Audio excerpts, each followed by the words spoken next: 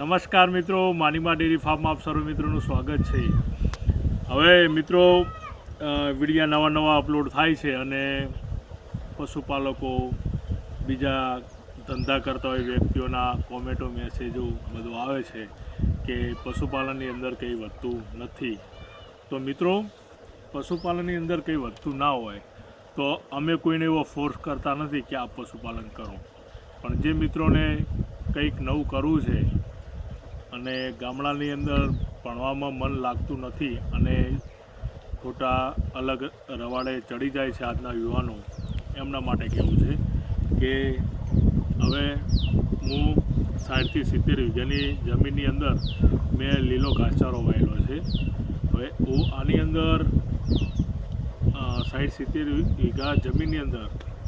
હું કાજુની ખેતી વાવું ને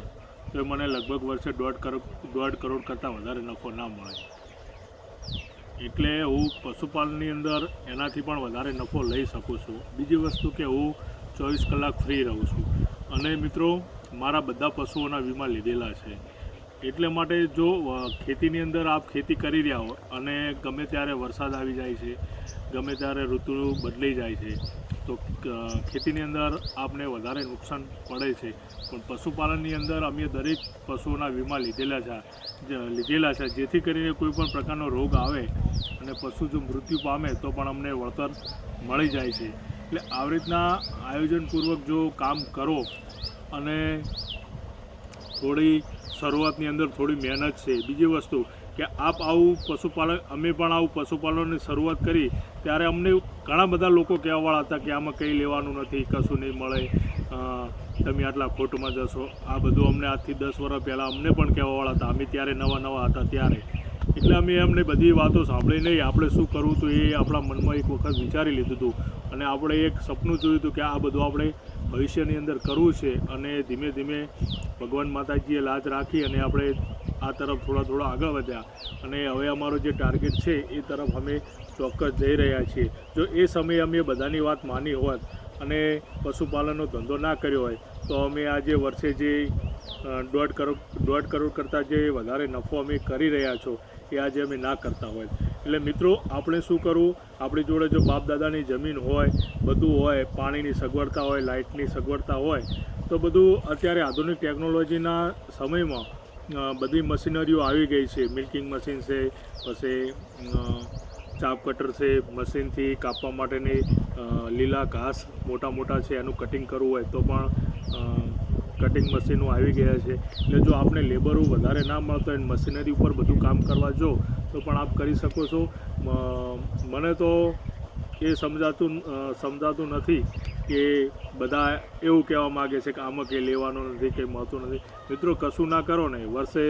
25 પાડીઓ અને 20-25 રડલીઓ તૈયાર કરો ને તો એ લગભગ 1 વર્ષ પછી ગાભણ કર્યા પછી 2 વર્ષે ગાભણ થાય, 2-2.5 વર્ષે, અને ગાભણ કર્યા પછી જો વેચો ને તો 50-60 લાખ રૂપિયા એમાંથી નફો મળે છે। એટલે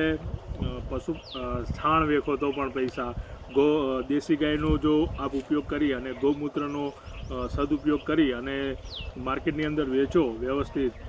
મોટી ફાર્મા કંપનીઓ જોડે જો આપ કોન્ટેક્ટ કરી તો એમાંથી પણ પૈસા મળે છે। એટલે પશુપાલનની અંદર દરેક વસ્તુમાંથી કમાવાનું છે, પણ